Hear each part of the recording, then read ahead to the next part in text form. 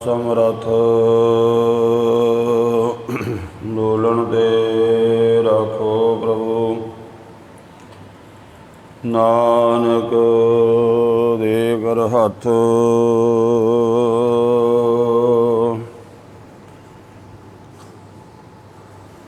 ਹੇ ਪ੍ਰਾਣਨਾਥ ਗੋਵਿੰਦੈ ਕਿਰਪਾ ਨਿਧਾਨ ਜਗਤ ਗੁਰੂ। ਹੇ ਸੰਸਾਰ ਤਾਪ ਹਰਨੈ ਕਰੁਣਾ ਮੈਂ ਸਭ ਦੁਖ ਹਰੋ। ਹੇ ਸਰਨ ਜੋਗ ਦਿਆਲੈ ਦੀਨਾਨਾਥ ਮਇਆ ਕਰੋ। ਸਰੀਰ ਸਵਸਥ ਖੀਨ ਸਮੇ ਸਿਮਰੰਤ ਨਾਨਕ ਰਾਮ ਦਮੋਦਰ ਮਾਧਵੈ। ਸਤਨਾਮ ਸ੍ਰੀ ਵਾਹਿਗੁਰੂ ਸਾਹਿਬ ਜੀ। ਮਹੱਲਾ ਪਹਿਲਾ। ਭੰਡ ਜਮੀਐ ਭੰਡ ਨਿਮੀਐ ਭੰਡ ਮੰਗਣ ਵੀ ਆਹੁ। ਭੰਡੋ ਹੋਵੈ ਦੋਸਤੀ ਭੰਡੋ ਚੱਲੈ ਰਾਹੁ। ਭੰਡ ਮੁਆ ਭੰਡ ਭਾਲੀਐ ਭੰਡ ਹੋਵੈ ਬੰਧਾਨ। ਸੋ ਕਿਉ ਮੰਦਾ ਆਖੀਐ ਜਿਤ ਜੰਮੈ ਰਾਜਾਨ। ਭੰਡੋ ਹੀ ਭੰਡ ਊਪਜੈ ਭੰਡੈ ਬਾਝ ਨ ਕੋਇ। ਨਾਨਕ ਭੰਡੈ ਬਾਹਰਾ ਏਕੋ ਸੱਚਾ ਸੋਇ। ਜਿਤ ਮੁਖ ਸਦਾ ਸਾਲਾਹੀਐ ਭਾਗਾ ਰਤੀ ਚਾਰ। ਨਾਨਕ ਤੇ ਮੁਖ ਉਜਲੇ ਤੇ ਸੱਚੈ ਦਰਬਾਰ। ਜਿਤ ਮੁਖ ਸਦਾ ਸਾਲਾਹੀਐ ਭਾਗਾ ਰਤੀ ਚਾਰ। ਨਾਨਕ ਤੇ ਮੁਖ ਉਜਲੇ ਤੇ ਸੱਚੈ ਦਰਬਾਰ। ਵਾਹਿਗੁਰੂ ਜੀ ਕਾ ਖਾਲਸਾ ਵਾਹਿਗੁਰੂ ਜੀ ਕੀ ਫਤਿਹ। ਗੁਰੂ ਰੂਪ ਗੁਰੂ ਖਾਲਸਾ ਸਾਧ ਸੰਗਤ ਜੀਓ, ਗੁਰਬਾਣੀ ਦੀ ਜੋ ਲੜੀਵਾਰ ਕਥਾ ਇਸ ਪਾਵਨ ਸਥਾਨ 'ਤੇ ਚੱਲ ਰਹੀ ਹੈ, ਜਿਹਦੇ ਤਹਿਤ ਆਸਾ ਕੀ ਵਾਰ ਦੀ 19ਵੀਂ ਪੌੜੀ ਦੇ ਨਾਲ ਜੋ 2 ਸ਼ਲੋਕ ਆਏ ਹਨ। ਪਹਿਲੇ ਸ਼ਲੋਕ ਦੀ ਕਥਾ ਆਪ ਜੀ ਨੇ ਸਰਵਣ ਕੀਤੀ ਹੈ। ਇਸ ਸਮੇਂ ਦੂਸਰੇ ਸ਼ਲੋਕ ਦਾ ਪਾਠ ਆਪ ਜੀ ਨੇ ਸਰਵਣ ਕੀਤਾ ਹੈ। ਇਸ ਪਾਵਨ ਸ਼ਲੋਕ ਦੀ ਕੁਝ ਵਿਚਾਰ ਆਪਾਂ ਕੱਲ੍ਹ ਵੀ ਕੀਤੀ ਸੀ। ਇਸ ਪਾਵਨ ਸ਼ਬਦ ਦੇ ਵਿੱਚ ਗੁਰੂ ਪਾਤਸ਼ਾਹ ਜੀ ਸਾਰੇ ਸੰਸਾਰ ਦੀ ਮਨੁੱਖਤਾ ਨੂੰ ਕੀ ਉਪਦੇਸ਼ ਦੇ ਰਹੇ ਹਨ। ਸਾਰੇ ਸੰਸਾਰ ਦੇ ਵਿੱਚ ਇਸਤਰੀ ਨੂੰ ਸਾਰੇ ਧਰਮਾਂ ਵਿੱਚ ਇੱਕ ਸਿੱਖ ਧਰਮ ਨੂੰ ਛੱਡ ਕੇ ਹੋਰ ਬਾਕੀ ਧਰਮਾਂ ਵਿੱਚ ਸੰਸਾਰ ਦੇ ਵਿੱਚ ਇਸਤਰੀ ਨੂੰ ਨਿੰਦਿਆ ਗਿਆ, ਮਾੜਾ ਆਖਿਆ ਗਿਆ ਹੈ। ਕਿਸੇ ਨਾ ਕਿਸੇ ਰੂਪ ਦੇ ਵਿੱਚ ਉਹਨੂੰ ਧਰਮ ਤੋਂ ਦੂਰ ਵੀ ਰੱਖਿਆ ਗਿਆ ਹੈ।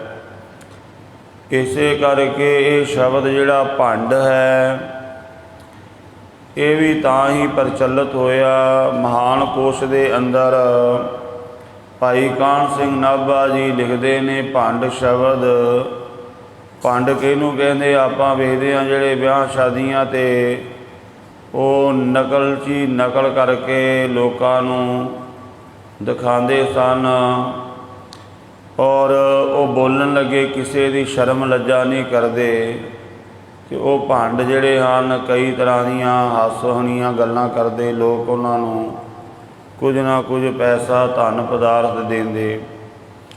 ਭਾਵ ਇਸਤਰੀ ਨੂੰ ਉਹਨਾਂ ਵਾਂਗ ਉਹਨਾਂ ਦੇ ਨਾਲ ਤਰਜੀਹ ਦਿੱਤੀ ਗਈ। ਭਾਈ ਕਾਹਨ ਸਿੰਘ ਨਾਭਾ ਜੀ ਮਹਾਨ ਕੋਸ਼ ਦੇ ਵਿੱਚ ਭੰਡ ਦਾ ਅਰਥ ਬਰਤਨ ਵੀ ਕਰਦੇ ਨੇ। ਹੋਰ भी इस शब्द के कई अर्थ किए गए हैं। और आपां वेखदे हां जदों होर धर्मां दा अध्ययन करिए तां उन्हां धर्मां दे विच इस्तरी दे उपर कई तरह दीयां पाबंदियां भी लाईयां गईयां।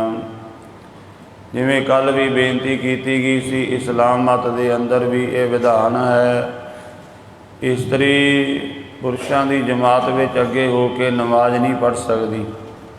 फिर उन्होंने अपना मूँह ढक के रखण का हुक्म किया गया है। होर भी कई गल्लां हन। इस तरह होर भी धर्मां दे अंदर और हिंदू धर्म ये कहता है इस्तरी जिहड़ी है वो जनेऊ नहीं पा सकती। गल दे विच वो धार्मिक कर्म नहीं कर सकती, खास करके उस समय दे अंदर जदों उहदा मासिक धर्म हुंदा है। जिवें आपां पिछे शब्द की विचार की है, ज्यों जोरू सिर नाम नहीं आवे वार, उस शब्द के अंदर भी ये आपां बेनती की सी। साहिब सच्चे पातशाह जी कहते भाई इस्तरी जिहड़ी है इसनूं क्यों माड़ा आखिया जाता है, क्योंकि इस्तरी जिहड़ी है वो सारे जगत की जननी है। हाँ, उन्हां इस्तरियां बारे गुरबाणी विच जरूर बचन आए ने, जो इस्तरियां अपने जीवन तो गिर जांदियां हन, वो जो माड़े लक्षणां नूं धारण कर लैंदियां ने, उन्हां नूं जरूर तिरकार पाई गई है। पर सारियां इस्तरियां इक्को जिहियां नहीं हन। महाराज सच्चे पातशाह जी इस्तरी दे बाबत पावन बाणी दे द्वारा उपदेश कर रहे हैं। ये जगत जननी है, इस दी कुख तो सारे संसार की उत्पत्ति हुंदी है। सारे संसारक संबंध इसे करके जुड़ते ने। वड्डे वड्डे राजे योधे महाबली भगत ज्ञानी सूरमे दानी वो इसे दी कुख तो पैदा हुंदे हन। साहिब सच्चे पातशाह धन गुरु नानक देव जी महाराज फरमान कर रहे ने। महला पहला। भंड जमीए भंड निमीए भंड मंगण भी आओ। भंड जमीए इस्तरी द्वारा ही सारियां दा जन्म हुंदा है। खास करके ब्राह्मण ने इस्तरी नूं बड़ा निंदिया है। भगत कबीर साहब जी वर्गे महापुरुषों के सामने जदों इस तरह का ब्राह्मण आया जिन्हें कहा इस्तरी जिहड़ी है वो ताड़न की अधिकारी है। जिवें कल भी आपां वचन सांझे कीते सी, जिन्हों संत तुलसीदास जिसनों लोग बड़ा वड्डा महापुरख करके कहते ने, उन्हें भी अपनी बाणी दे विच लिखिया है पशु शूदर ढोर गवार अर नारी पांचों ताड़न के अधिकारी। कि जिमें पशु नूं डंडा मार के रखना चाहिए, जिमें ढोल नूं कस के रखा जाए तो वधिया वजदा है, जिमें गवार मनुख नूं सदा झिड़कते रहना चाहिए है, जिमें शूदर नूं ताड़ के रखना चाहिए, इस तरह इस्तरी नाल भी इस तरह का व्यवहार करना चाहिए है। साहिब सच्चे पातशाह धन गुरु नानक देव जी महाराज फरमान करते ने भाई भंड जमी है इस्तरी तो ही सारियां दा जन्म हुंदा है। इस्तरी करके ही सारा संसार चलता है। सारे संसार के संबंध फलीभूत होंदे ने। ते भगत कबीर साहब के सामने जदों इस तरह का कर्मकांडी पंडित आया जिन्हें इस्तरी के बहुत सारे अधिकारां नूं खोलिया और इनू ताड़न का अधिकार किया भी इनू ताड़िया जाना चाहिए है। होर भी बड़े मंदे शब्द आखे तो भगत कबीर साहब जी अपनी बाणी विच कहन लगे कि यह ब्राह्मण तू अपनी कुल का बड़ा हंकार करता है। कहते जदों मात गर्भ विच सी उदों दस तेरी किहड़ी कुल सी। मात गर्भ में कुल नहीं जाती ब्रह्म बिंद ते सब उत्पाती। जो तू ब्राह्मण ब्राह्मणी जाया तो आन बाट काहे नहीं आया। तुम कत ब्राह्मण हम कत सूद हम कत लोहू तुम कत दूध। ਜੇ ਤੂੰ ਬ੍ਰਾਹਮਣ ਕਹਿੰਦਾ ਵੀ ਮੈਂ ਬ੍ਰਾਹਮਣ ਦਾ ਪੁੱਤਰ ਹਾਂ, ਦੱਸ ਤੂੰ ਕਿਹੜੇ ਰਸਤੇ ਤੋਂ ਆਇਆ ਹੈ? ਤੂੰ ਕੋਈ ਅਸਮਾਨ ਤੋਂ ਡਿੱਗਾ ਤੇ ਨਹੀਂ। ਜਿਸ ਤਰ੍ਹਾਂ ਤੇਰਾ ਜਨਮ ਹੋਇਆ ਉਸੇ ਤਰ੍ਹਾਂ ਸਾਡਾ ਜਨਮ ਹੋਇਆ ਹੈ। ਤੂੰ ਆਪਣੇ ਆਪ ਨੂੰ ਕਿਵੇਂ ਮਹਾਨ ਕਹਿ ਰਿਹਾ ਤੇ ਹੋਰਾਂ ਨੂੰ ਮਾੜਾ ਕਹਿੰਦਾ ਹੈ, ਸ਼ੂਦਰਾਂ ਨੂੰ ਮਾੜਾ ਕਹਿੰਦਾ ਹੈ, ਇਸਤਰੀ ਨੂੰ ਮਾੜਾ ਕਹਿੰਦਾ ਹੈ। ਮਹਾਰਾਜ ਕਹਿੰਦੇ ਭਾਈ ਇਸਤਰੀ ਤੋਂ ਹੀ ਸਾਰਿਆਂ ਦਾ ਜਨਮ ਹੁੰਦਾ। ਭੰਡ ਜੰਮੀਐ ਭੰਡ ਨਿੰਮੀਐ। ਭੰਡ ਭਾਵ ਇਸਤਰੀ ਦੇ ਗਰਭ ਦੇ ਵਿੱਚ ਹੀ ਹਰ ਇੱਕ ਦਾ ਸਰੀਰ ਬਣਦਾ ਹੈ, ਉਤਪਤੀ ਹੁੰਦੀ ਹੈ, ਸਰੀਰ ਨਿੰਮਦਾ ਹੈ, ਬਣਦਾ ਹੈ। ਭੰਡ ਮੰਗਣ ਵੀ ਆਓ, ਤੇ ਜਦੋਂ ਬੱਚੇ ਦਾ ਜਨਮ ਹੋ ਗਿਆ, ਜਵਾਨ ਹੋਇਆ, ਤੇ ਫਿਰ ਵੀ ਉਹਦਾ ਵਿਆਹ ਕਿਸੇ ਪਸ਼ੂ ਨਾਲ ਨਹੀਂ ਕੀਤਾ ਜਾਂਦਾ। ਕਹਿੰਦੇ ਕੋਈ ਇਹ ਬੱਚਾ ਨੌਜਵਾਨ, ਇਹ ਬੇਟਾ ਲੜਕਾ ਜਵਾਨ ਹੋ ਗਿਆ, ਇਹਦੇ ਵਾਸਤੇ ਕੋਈ ਸੁੰਦਰ ਕੰਨਿਆ ਜਿਹੜੀ ਹੈ ਉਹ ਭਾਲੀ ਜਾਂਦੀ, ਲੱਭੀ ਜਾਂਦੀ, ਵੇਖੀ ਜਾਂਦੀ ਹੈ ਕਿ ਸ਼ੁਭ ਲਕਸ਼ਣਾਂ ਵਾਲੀ, ਸ਼ੁਭ ਗੁਣਾਂ ਵਾਲੀ ਇਸਤਰੀ ਕੋਈ ਮਿਲੇ ਤੇ ਉਹਦੇ ਨਾਲ ਇਹਦਾ ਵਿਆਹ ਕਰੀਏ। ਫਿਰ ਉਹਦੇ ਨਾਲ ਹੀ ਮੰਗਣਾ ਵਿਆਹ ਇਹਦੇ ਆਦਿਕ ਹੁੰਦਾ ਹੈ। ਮਹਾਰਾਜ ਸੱਚੇ ਪਾਤਸ਼ਾਹ ਕਹਿੰਦੇ ਭੰਡੋ ਹੋਵੇ ਦੋਸਤੀ, ਭੰਡੋ ਚੱਲੈ ਰਾਹ। ਇਸਤਰੀ ਦੁਆਰਾ ਹੀ ਸਾਰੇ ਸੰਸਾਰ ਨਾਲ ਦੋਸਤੀ ਹੁੰਦੀ ਹੈ, ਭਾਵ ਸਾਡੇ ਸੰਬੰਧ ਜੁੜਦੇ ਨੇ। ਇਸਤਰੀ ਤੋਂ ਸਾਡਾ ਜਨਮ ਹੋਇਆ, ਸਾਡੀ ਮਾਂ ਦੀ ਕੁੱਖ ਤੋਂ ਜਨਮ ਹੋਇਆ, ਤੇ ਫਿਰ ਵੇਖੋ ਆਪਾਂ ਸੰਸਾਰ ਦੇ ਵਿੱਚ ਆਏ। ਜਿਸ ਨਗਰ ਵਿੱਚ ਆਏ ਜਾਂ ਜਿੱਥੇ ਵੀ ਆਪਾਂ ਜਾਂਦੇ ਹਾਂ, ਲੋਕਾਂ ਨਾਲ ਸਾਡੀ ਦੋਸਤੀ ਬਣਦੀ ਹੈ, ਸੰਬੰਧ ਜੁੜਦਾ ਹੈ। ਉਹ ਸਾਰਾ ਤਾਂ ਹੀ ਹੈ ਜੇ ਸਾਡਾ ਜਨਮ ਸਾਡੀ ਮਾਂ ਦੀ ਕੁੱਖ ਤੋਂ ਹੋਇਆ ਹੈ। ਪਸ਼ੂਆਂ ਦੇ ਜੀਵਨ ਵਿੱਚ ਇਹ ਸੰਬੰਧ ਵੇਖਣ ਨੂੰ ਨਹੀਂ ਮਿਲਦੇ, ਪਰ ਮਨੁੱਖ ਜਿੱਥੇ ਵੀ ਜਾਂਦਾ ਉਹਦੇ ਦੋਸਤ ਮਿੱਤਰ ਬਣਦੇ ਨੇ। ਜੇ ਬੱਚੀ ਹੈ ਤਾਂ ਉਹਦੀਆਂ ਵੀ ਸਹੇਲੀਆਂ ਬਣਦੀਆਂ ਨੇ, ਦੋਸਤੀ ਪੈਂਦੀ ਹੈ ਲੋਕਾਂ ਦੇ ਨਾਲ, ਮਿੱਤਰਤਾ ਬਣਦੀ ਹੈ। ਤਾਂ ਉਹ ਸਭ ਇਸਤਰੀ ਕਰਕੇ ਹੀ ਹੈ। ਭੰਡੋਂ ਚੱਲੈ ਰਾਹ, ਇਹ ਮਨੁੱਖਤਾ ਦਾ ਜਿਹੜਾ ਰਾਹ ਹੈ, ਇਹ ਜੀਵਨ ਦਾ ਜਿਹੜਾ ਪ੍ਰਵਾਹ ਹੈ, ਇਹ ਸਾਰਾ ਇਸਤਰੀ ਕਰਕੇ ਚੱਲਦਾ ਹੈ। ਅੱਜ ਆਪਾਂ ਵੇਖੀਏ ਬਹੁਤ ਕਈ ਲੋਕਾਂ ਦੇ ਦੋਸਤਾਂ ਮਿੱਤਰਾਂ ਦੇ ਫੋਨ ਆਉਂਦੇ ਨੇ ਬਈ ਬੱਚਾ ਨੌਜਵਾਨ ਹੈ, ਕੋਈ ਲੜਕੀ ਦੇਖੋ। ਪਰ ਲੜਕੀਆਂ ਦੀ ਕਮੀ ਹੋ ਰਹੀ ਹੈ, ਕਿਉਂਕਿ 1000 ਲੜਕੇ ਪਿੱਛੇ 700 750 ਲੜਕੀ ਦਾ ਜਨਮ ਹੋ ਰਿਹਾ ਹੈ, ਤੇ 1000 ਲੜਕੇ ਦਾ ਜਨਮ ਹੋ ਰਿਹਾ ਹੈ। ਜੇ 250-300 ਇੰਨਾ ਵੱਡਾ ਫਰਕ ਪੈ ਰਿਹਾ। ਤੇ ਦੇਖੋ ਆਉਣ ਵਾਲੇ ਸਮੇਂ ਵਿੱਚ ਇਹ ਕੰਮ ਚੱਲਦਾ ਰਿਹਾ, ਸਾਰੇ ਹੀ ਜੇਕਰ ਲੜਕੀਆਂ ਨੂੰ ਨਾ ਜਨਮ ਦੇਣ ਦਿੱਤਾ ਤਾਂ ਫਿਰ ਕੀ ਹੋਵੇਗਾ? ਇਹ ਜਿਹੜੇ ਪੁੱਤਰ ਲੋਕ ਜੰਮਦੇ ਨੇ ਇਹਨਾਂ ਦੇ ਵਿਆਹ ਨਹੀਂ ਹੋਣੇ। ਕਈ ਤੁਸੀਂ ਵੇਖੋ ਬੜੇ ਨੌਜਵਾਨ ਬੱਚੇ ਫਿਰਦੇ ਨੇ, ਲੜਕੀ ਨਹੀਂ ਮਿਲਦੀ ਯੋਗ। ਕਾਰਨ ਇਹੀ ਹੈ ਕੁੱਖ ਦੇ ਵਿੱਚ ਬੱਚੀਆਂ ਨੂੰ ਮਾਰ ਦਿੱਤਾ, ਬਾ ਪੁੱਤਰ ਹੀ ਰੱਖਿਆ ਹੈ। ਤੇ ਫਿਰ ਵੇਖੋ ਇਹ ਸੰਸਾਰ ਦਾ ਰਾਹ ਕਿਵੇਂ ਚੱਲੇਗਾ? ਜੇਕਰ ਇਹ ਸਾਰੇ ਇਹ ਇੱਛਾ ਕਰ ਲੈਣ ਪੁੱਤਰ ਹੀ ਹੋਵੇ, ਤੇ ਥੋੜ੍ਹੇ ਸਮੇਂ ਬਾਅਦ ਹੀ ਇਹ ਸੰਸਾਰ ਦੇ ਵਿੱਚ ਵੇਖੋ ਕਿਸ ਤਰ੍ਹਾਂ ਦਾ ਜਿਹੜਾ ਹੈ ਉਹ ਭਿਅੰਕਰ ਇੱਕ ਸਮਾਜ ਬਣ ਜਾਵੇਗਾ, ਖੂਨਖਾਰ ਸਮਾਜ ਬਣ ਜਾਵੇਗਾ। ਲੋਕਾਂ ਦਾ ਵਿਵਹਾਰ ਕਿਸ ਤਰ੍ਹਾਂ ਦਾ ਹੋ ਜਾਵੇਗਾ? ਸਮਾਜ ਬਲਕਿ ਦੁਨੀਆ ਖਤਮ ਹੋ ਜਾਵੇਗੀ ਜੇ ਇਹੀ ਗੱਲ ਹੀ ਚੱਲਦੀ ਰਹੇ ਤਾਂ। ਇਸ ਕਰਕੇ ਮਹਾਰਾਜ ਸੱਚੇ ਪਾਤਸ਼ਾਹ ਕਹਿੰਦੇ ਭਾਈ ਇਸਤਰੀ ਤਾਂ ਸਲਾਹੁਣ ਯੋਗ ਹੈ, ਇਸਤਰੀ ਪੂਜਾ ਯੋਗ ਹੈ, ਉਹਦਾ ਸਤਿਕਾਰ ਹੋਣਾ ਚਾਹੀਦਾ ਹੈ। ਬਾਣੀ ਦੇ ਵਿੱਚ ਮਹਾਰਾਜ ਆਖਦੇ ਨੇ ਨਾ, ਧਨ ਜਨਨੀ ਜਿਨ ਜਾਇਆ, ਧਨ ਪਿਤਾ ਪ੍ਰਧਾਨ। ਬਾਕੀ ਤੁਸੀਂ ਵੇਖੋ ਜਿੰਨੇ ਵੀ ਅਵਤਾਰੀ ਪੁਰਸ਼ ਨੇ ਮਨੁੱਖ, ਉਹਨਾਂ ਵੱਡੇ ਵੱਡੇ ਮਹਾਂਪੁਰਸ਼ ਪੈਗੰਬਰਾਂ ਤੋਂ ਵੱਡਾ ਤੇ ਨਹੀਂ। ਤੁਸੀਂ ਵੇਖੋ ਸ਼ਿਵ ਜੀ ਭੋਲੇਨਾਥ, ਉਹਨਾਂ ਦੇ ਨਾਲ ਪਾਰਵਤੀ ਮਾਤਾ ਹੈ। ਕ੍ਰਿਸ਼ਨ ਜੀ ਦੇ ਨਾਲ ਉਹਨਾਂ ਦੀ ਰਾਣੀ ਰੁਕਮਣੀ ਹੈ, ਸਤਭਾਮਾ ਹੈ। और भगवान रामचंद्र जी उन्हां दे नाल माता सीता का जिक्र आउंदा है।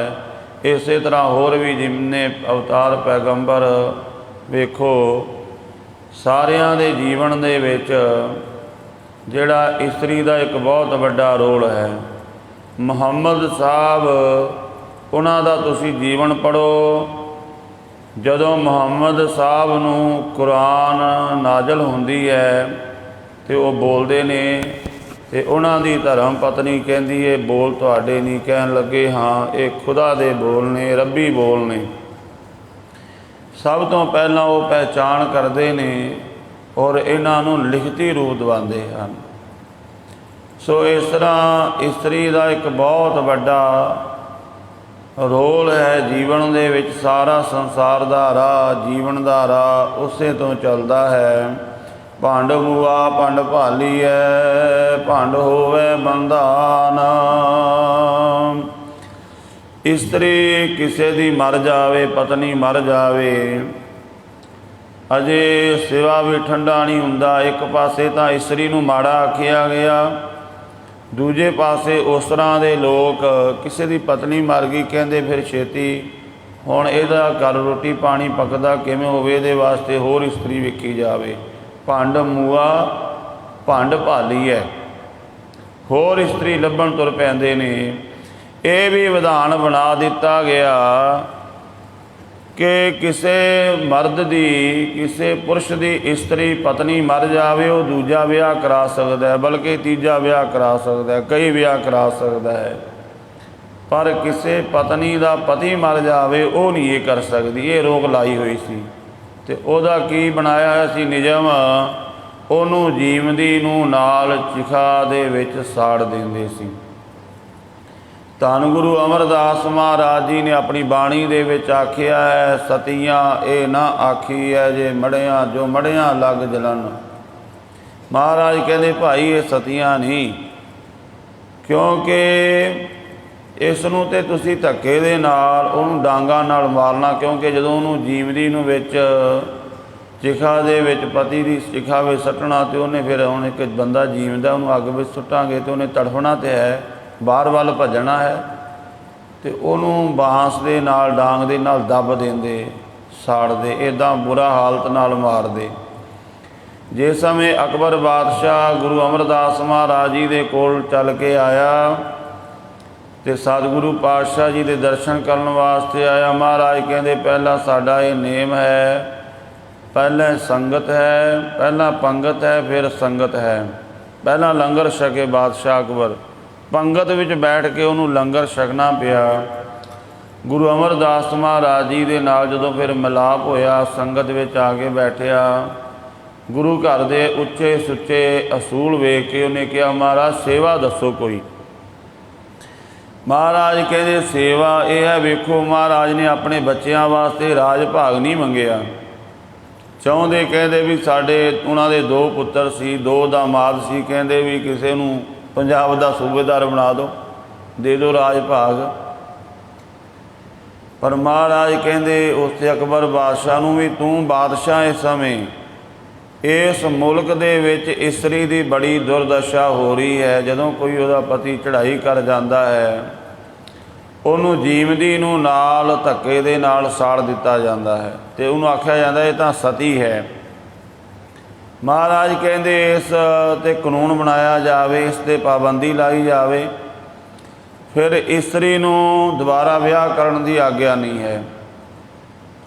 विधवा जिहड़ी है उन्होंने फिर मैले कपड़े पवा दिते जाते सी, कहते भी तू चंगा खा नहीं सकती, चंगे कपड़े नहीं पा सकती। ये बारे भी बाणी विच बचन आए ने कि मैले वेश तेन कामणी, मैला वेश उहदा बना दिता, उन्होंने कि भी तू ना चंगा खा सकती ना चंगा पा सकती है। पिंडां विच अज भी कई थावां ते इस तरह का व्यवहार वेखण नूं मिलदा है। तो फिर साध संगत गुरु पातशाह कहते ये भी कानून बनाया जाए कि जो बीबी चाहती है तो वह दोबारा विआह किया जाना चाहिए है। ये फिर गुरु अमरदास महाराज जी ने वेखो केडा वड्डा परोपकार किया इस्त्री जाति ते, जिस नूं जीवदी नूं नाल साड़िया जांदा सी, ਜਾਂ ਫਿਰ ਉਹਨੂੰ ਮੈਲਾ ਰੱਖਿਆ ਜਾਂਦਾ ਸੀ, ਮੈਲੇ ਕੱਪੜੇ, ਉਹਨੇ ਇਸ਼ਨਾਨ ਨਹੀਂ ਕਰ ਸਕਦੀ, ਮੈਲਾ ਖਾਣਾ, ਘਰ ਦੇ ਰੁੱਖਾ ਸੁੱਖਾ ਭੋਜਨ ਬਚਿਆ ਖੁਚਿਆ ਉਹ ਦੇਣਾ ਉਹਨੂੰ। ਉਹ ਸਾਰੇ ਜੀਵਨ ਵਿੱਚੋਂ ਮਹਾਰਾਜ ਜੀ ਨੇ ਗੁਲਾਮੀ ਦੀਆਂ ਜੰਜੀਰਾਂ ਕੱਟੀਆਂ। ਅਤੇ ਮਹਾਰਾਜ ਸੱਚੇ ਪਾਤਸ਼ਾਹ ਜੀ ਕਹਿੰਦੇ ਕੋਈ ਕਿਸੇ ਦੀ ਪਤਨੀ ਮਰ ਜਾਵੇ, ਭੰਡ ਮੂਆ ਭੰਡ ਭਾਲੀ ਹੈ, ਹੋਰ ਇਸਤਰੀ ਤੁਸੀਂ ਲੱਭਣ ਤੁਰ ਪੈਂਦੇ ਹੋ, ਅਤੇ ਫਿਰ ਇੱਕ ਪਾਸੇ ਇਸਤਰੀ ਨੂੰ ਮਾੜਾ ਆਖਦੇ ਹੋ। ਭੰਡ ਹੋਵੇ ਬੰਧਾਨ, ਭੰਡ ਇਸਤਰੀ ਦੁਆਰਾ ਹੀ ਸਾਰੀ ਮਰਿਆਦਾ ਕਾਇਮ ਰਹਿੰਦੀ ਹੈ। ਤੁਸੀਂ ਵੇਖੋ ਜਿਸ ਘਰ ਦੇ ਵਿੱਚ ਧੀ ਨਹੀਂ ਨਾ ਹੁੰਦੀ, ਉਸ ਘਰ ਦਾ ਪਿਓ ਵੀ ਪੁੱਤਰ ਵੀ ਨਿਰਲੱਜ ਹੁੰਦੇ ਨੇ, ਸ਼ਰਮ ਨਹੀਂ ਕਰਦੇ ਕਿਸੇ ਦੇ ਆਮ ਕਰਕੇ ਵੇਖਣ ਲੱਗਿਆਂ ਬੋਲਣ ਲੱਗਿਆਂ। ਜਿਸ ਘਰ ਵਿੱਚ ਧੀ ਹੁੰਦੀ ਹੈ ਉਹ ਬੰਦਾ, ਉਹ ਭਰਾ, ਉਹ ਪੁੱਤਰ ਸ਼ਰਮ ਕਰਦਾ ਹੈ, ਲੱਜਾ ਕਰਦਾ ਵੀ ਮੇਰੀ ਵੀ ਭੈਣ ਹੈ, ਮੇਰੀ ਵੀ ਧੀ ਹੈ। ਇਹ ਸਾਰੀ ਬੰਧਾਨ ਜਿਹੜਾ ਸੁੰਦਰ ਮਰਿਆਦਾ ਸੰਸਾਰ ਦੀ ਬੰਨ੍ਹੀ ਗਈ ਹੈ। ਫਿਰ ਵੇਖੋ ਜਿੰਨੀ ਅੱਗੇ ਬੰਧਾਨ ਬੰਧਨ ਭਾਵ ਜਿਹੜੇ ਰਿਸ਼ਤਿਆਂ ਦੇ ਬੰਧਨ ਹਨ ਉਹ ਸਾਰੇ ਇਸਤਰੀ ਕਰਕੇ ਨੇ। ਇਸਤਰੀ ਜਿਹੜੀ ਵਿਆਹੀ ਗਈ, ਪੁੱਤਰ ਹੋਇਆ, ਅੱਗੋਂ ਪੋਤਰੇ ਹੋ ਗਏ, ਪੜਪੋਤੜੇ ਹੋ ਗਏ, ਧੀ ਹੋਈ ਤਾਂ ਦੋਤਰੇ, ਅੱਗੇ ਦੋਤਰੀਆਂ, ਅੱਗੇ ਉਹ ਕਿੰਨੇ ਰਿਸ਼ਤੇਦਾਰ ਪਿੰਡਾਂ ਵਿੱਚ, ਸ਼ਹਿਰਾਂ ਵਿੱਚ, ਨਗਰਾਂ ਵਿੱਚ ਜਾਣਨ ਲੱਗ ਪਏ ਇਹ ਫਲਾਣੇ ਦੀ ਧੀ ਹੈ, ਇਹ ਫਲਾਣੇ ਦਾ ਮਾਮਾ ਹੈ, ਨਾਨਾ ਦਾਦਾ, ਕੁਝ ਵੀ ਜਿੰਨੇ ਸੰਬੰਧ ਨੇ ਉਹ ਕਿੱਥੋਂ ਬਣੇ, ਸਾਰੇ ਇਸਤਰੀ ਤੋਂ ਚੱਲੇ ਨੇ। ਮਹਾਰਾਜ ਕਹਿੰਦੇ ਸੋ ਕਿਉ ਮੰਦਾ ਆਖੀਐ ਜਿਤ ਜੰਮੈ ਰਾਜਾਨ। ਉਸ ਇਸਤਰੀ ਨੂੰ ਤੁਸੀਂ ਕਿਉਂ ਮਾੜਾ ਆਖਦੇ ਹੋ ਜਿਹਦੀ ਕੁਲ ਤੋਂ ਵੱਡੇ ਵੱਡੇ ਰਾਜੇ ਯੋਧੇ ਮਹਾਬਲੀ ਧਰਮਾਤਮਾ ਪੈਦਾ ਹੁੰਦੇ ਨੇ। ਜਿਵੇਂ ਸ਼ੇਰੇ ਪੰਜਾਬ ਮਹਾਰਾਜਾ ਰਣਜੀਤ ਸਿੰਘ, ਸ਼ਾਇਦ ਆਪ ਸੰਗਤਾਂ ਨੂੰ ਉਹਨਾਂ ਦੀ ਮਾਤਾ ਬਾਰੇ ਪਤਾ ਹੋਵੇਗਾ। ਮਹਾਰਾਜਾ ਰਣਜੀਤ ਸਿੰਘ ਜੀ ਦੀ ਮਾਤਾ ਦਾ ਨਾਮ ਸੀ ਰਾਜ ਕੌਰ, ਅਤੇ ਇਹ ਮਾਤਾ ਰਾਜ ਕੌਰ ਦਾ ਜਨਮ ਜਦੋਂ ਹੋਇਆ, ਇਹ ਜੀਂਦ ਦਾ ਜਿਹੜਾ ਰਾਜਾ ਸੀ ਨਾ ਗਜਪਤ ਸਿੰਘ, ਉਹਦੇ ਘਰ ਇੱਕ ਬੱਚੀ ਨੇ ਜਨਮ ਲਿਆ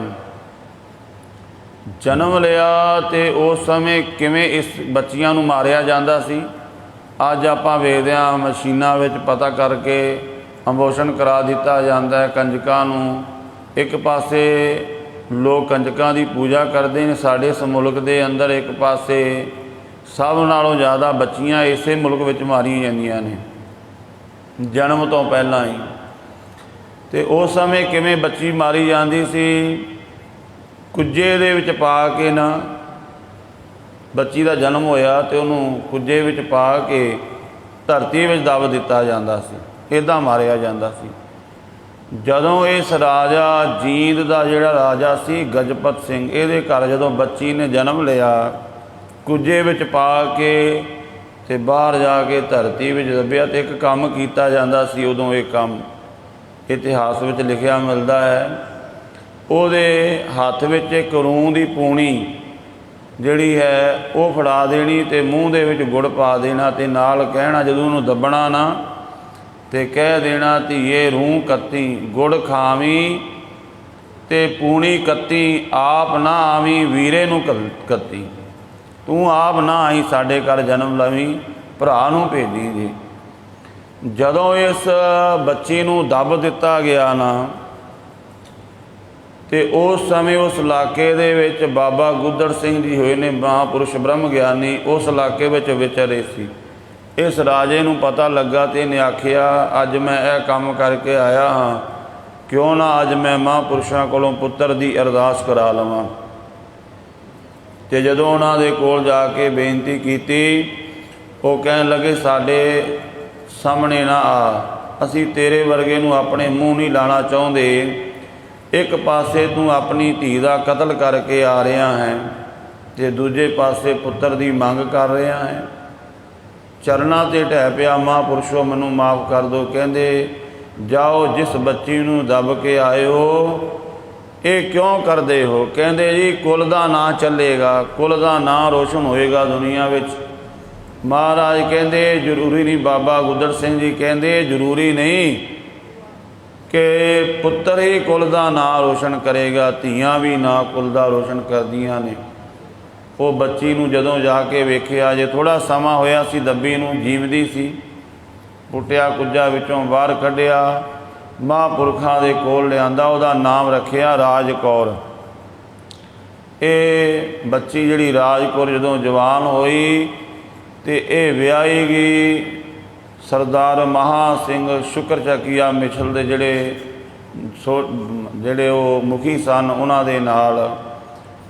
ते इसे दी कुख तो फिर महाराजा रणजीत सिंह का जन्म होया है। महापुरुषों ने पहले कहते कहते इसकी कुख तो बड़े बड़े योधे महापुरुष राजे ने जन्म लेना है। ये करके तुहाडी कुल का नां रोशन होना, दुनिया भी तुहाडी कुल जानी जाएगी। तुसी उसे बच्ची नूं मारन चले सी। सो क्यों मंदा आखीए जित जमै राजान।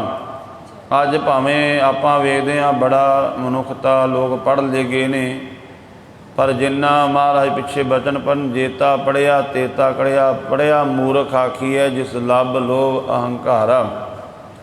जिन्ना मनुख पढ़ ले गया उन्ना मूर्ख उन्ना वड्डा पापी भी हो गया है।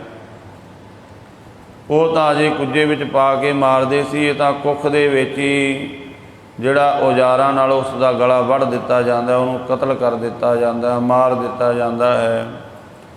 कैसे लोग हैं, एक ऐसी दुनिया है। इसे करके महाराज कहते तेरे नाल तो पशु चंगे ने।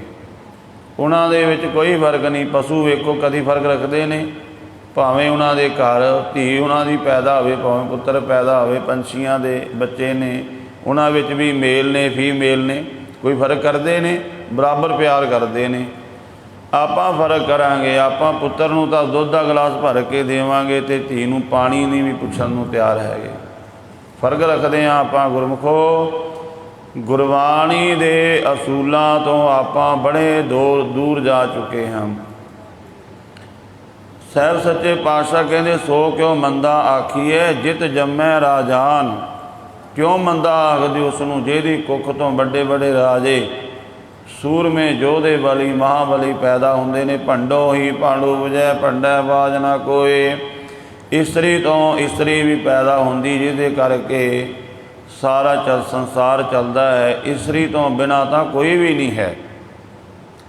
इस्तरी तो बिना ना कोई जोगी है, ना कोई ब्रह्मचारी है, ना कोई ऋषि, ना कोई मुनि, ना कोई वैद नंतर, ना कोई डॉक्टर हकीम, ना कोई विज्ञानी, ना कोई साइंसदान कोई हैगा।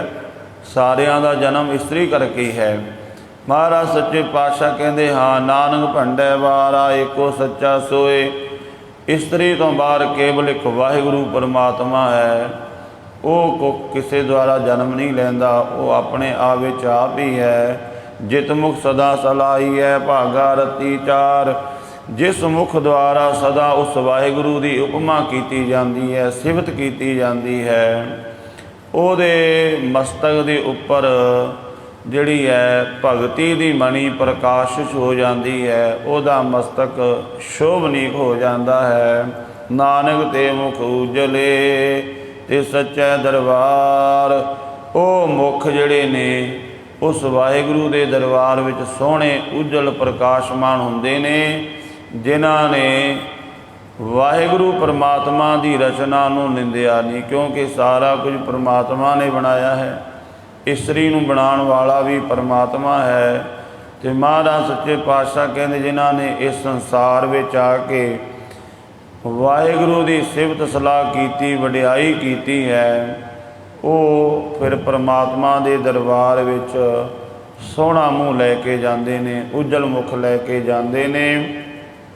क्योंकि जोगियां ने भी इस्तरी नूं निंदिया। कहते जेकर इस्तरी तुहाडे जीवन विच है, तुसीं रब दे दरबार विच नहीं पहुँच सकते, तुहाडा रब नाल मिलाप नहीं हो सकता।